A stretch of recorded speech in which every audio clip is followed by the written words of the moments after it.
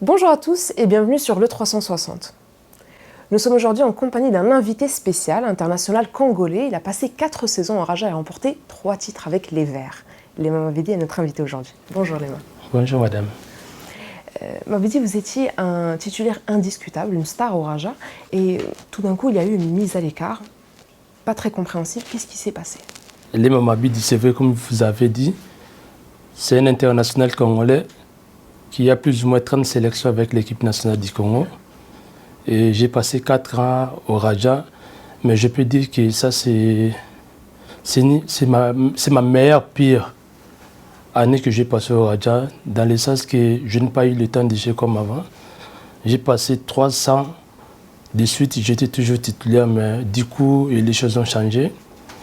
Mais c'est dû à quelques raisons personnelles et vis-à-vis à mon contrat avec les clubs. Est-ce que cette mise à l'écart est causée par votre refus de prolonger votre contrat au Raja? Je peux dire oui, parce que ça fait presque déjà 2 ans que j'ai eu des problèmes avec les dirigeants par rapport à mes dûs, par rapport à mes dettes. C'est depuis 2015 que je suis au Raja. Je n'ai pas vraiment touché mon argent comme il faut, donc je peux dire que mon contrat n'a pas été vraiment respecté. Et ce qui m'a poussé à ne pas prolonger mon contrat. Et c'est vraiment une somme énorme, je ne peux pas les citer à la télé. Et je demandais aux dirigeants de payer mes dettes. Soit je joue ma dernière saison et puis on se sépare de l'amiable. Mais après, du coup, ils ont changé carrément avec moi. Et ça a commencé déjà avec les coachs. L'ancien coach qui était là, Garrido. Ça a commencé à créer des problèmes, mais vu qu'il avait la personnalité, il m'a donné encore la dernière chance et ce qui m'a permis de jouer la finale. Et puis, du coup, après la Super Coupe. Garrido vous a défendu? Oui, il m'a défendu quand même parce qu'il avait quand même sa personnalité. Il faisait ce qu'il voulait. Ce n'était pas les dirigeants qui décidaient pour lui. Une fois, il m'a appelé au téléphone, j'étais à la maison chez moi. Il m'a dit qu'Elema, tu ne penses pas que comme tu ne joues pas des matchs, ce sont des dirigeants qui décident pour moi et c'est moi-même qui fais des décisions. Et pour l'instant, je préfère être bailli et ignacé jusqu'à ce que je serai convaincu avec ton meilleur niveau. Et puis du coup, j'ai continué à pousser aux entraînements et j'étais bien, j'avais même pas lâché, j'ai continué à bosser comme il faut. Et puis j'ai regagné ma place de titulaire. Après l'arrivée du coach Carteron, au bout de 6 matchs, tout a échangé. Nous avons reçu Patrice Carteron au mois de mars. Il nous expliquait que votre mise à l'écart quelque part était purement sportive, qu'il n'y avait rien de personnel là-dedans, qu'il n'y avait pas de problème entre vous. Pouvons-nous avoir votre version des faits? Certaines décisions, ce n'est pas les coachs qui les prennent, ce sont les dirigeants. Et moi, je me rappelle quand le coach Carteron était à TP Mazembe, il était à Al-Ali. Il était le premier entraîneur à déranger mon agent pour que je puisse intégrer son effectif. Mais arrivé au Raja, au début, c'était bien avec lui. On s'est discuté comme des amis. Et puis, du coup, il a changé carrément avec moi. Mais j'ai vite compris que ce n'était pas lui. C'était un discours qui a été transmis par certains dirigeants. Et puis, je connais tout ce qui se passe au Raja. Je n'ai jamais passé 2 mois sans jouer au Raja, même si je suis à mes formes. Je n'ai jamais passé des moments comme ça. Mais du coup, avec le coach Carteron, tout a échangé. Et puis, ce qui m'a fait mal, j'ai joué la finale étant que titulaire. J'étais parmi les joueurs qui ont contribué pour gagner la Coupe de la CAF.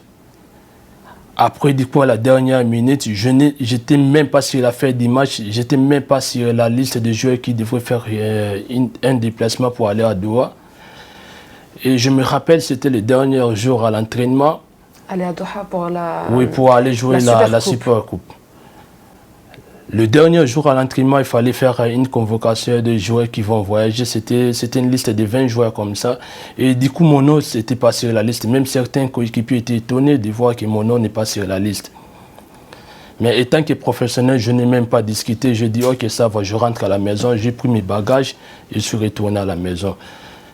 Mais avoir espérance champion d'Afrique, champion de Ligue des Champions. Ils ont ramené tous les joueurs qui ont joué la Ligue des Champions avec eux. Mais au Raja, ils ont ramené même des petits jeunes du centre de formation qui n'ont même pas joué 10 secondes avec l'équipe première. Ils sont allés jouer la CPR Coupe. Là, c'est un manque de respect total pour moi. Et je ne pourrais même pas admettre ça. Est-ce que vous pensez que le Raja vous a trahi? Est-ce que Patrice Carteron ne vous a pas assez soutenu? Je peux dire oui. Avec les supporters, c'est bon parce qu'à chaque fois, je suis connecté sur des réseaux sociaux. Je vois tout ce que les gens font sur moi, sur ma personnalité. Ils sont reconnaissants avec moi. Mais avec les dirigeants, je peux dire qu'ils ne m'ont pas vraiment respecté. Ils ne m'ont pas respecté. Je me rappelle l'année dernière, l'équipe était allée faire la concentration à Mohamedia. Moi, j'étais allé au pays voir ma famille. Je suis rentré, c'était une semaine après, déjà l'équipe était partie à Mohamedia. J'ai discuté avec les directeurs sportifs. Ils m'ont dit non, il faut intégrer l'équipe. J'ai dit non, je ne pars pas et tant que je n'ai pas touché mon argent. Parce que ça fait déjà 3 ans que je suis au Raja. Là, c'était l'année passée.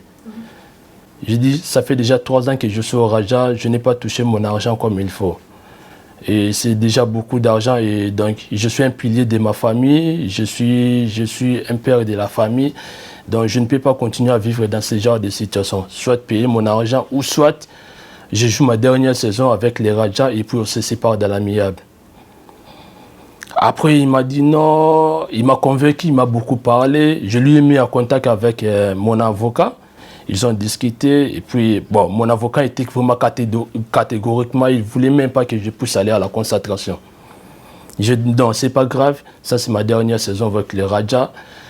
Et moi, je vais continuer. Et puis, on doit faire un protocole d'accord. Jusqu'à ce que le Raja va payer mon argent. Et puis, après, au bout de 2 semaines, mon avocat a envoyé un courrier au Raja pour demander mon argent. Ils se sont mis en accord. Ils ont dit que non, on va payer l'argent de l'Emamabi, dit comme ça, comme ça. On était parti jouer avec ASEC Mimosa à Côte d'Ivoire. Du coup, mon avocat m'a appelé. Les gens du Raja m'ont envoyé une lettre qu'ils sont d'accord, ils veulent payer ton argent. J'ai dit, ah, c'est une bonne nouvelle. Mais ils ont dit qu'ils vont payer ton argent en 10 tranches. J'ai dit non, 10 tranches c'est beaucoup. Par rapport, oui, 10 tranches, c'est-à-dire en 10 mois.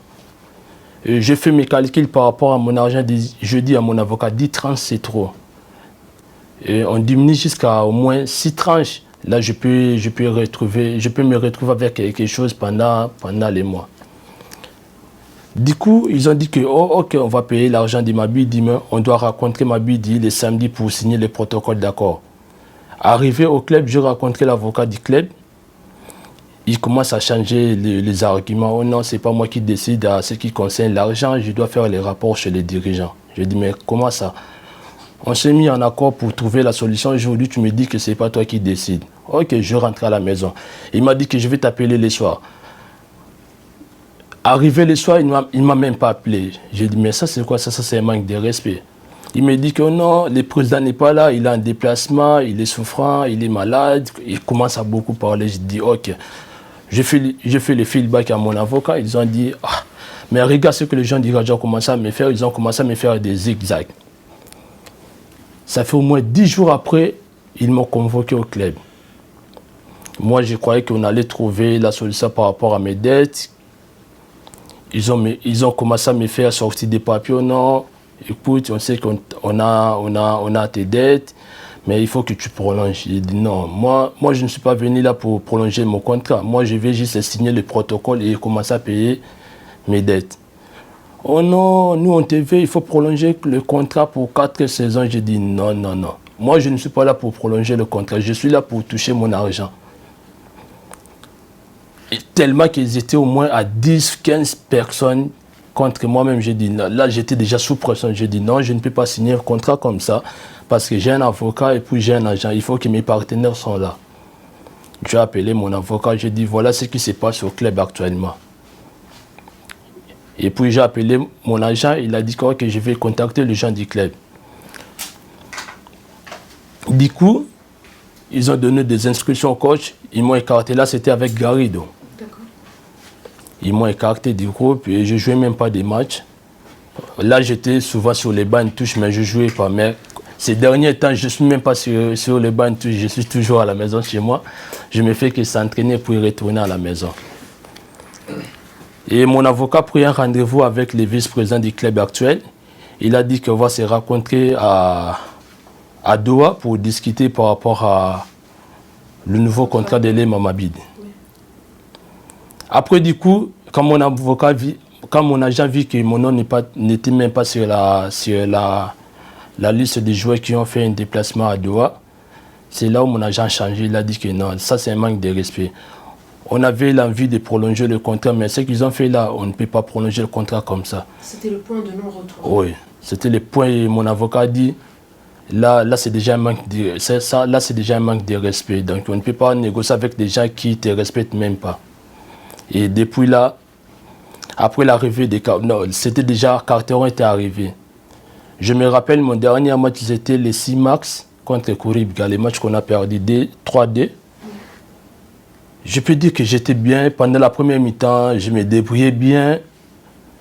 Du coup, à la mi-temps, le coach m'a fait sortir. Il ne m'a même pas parlé.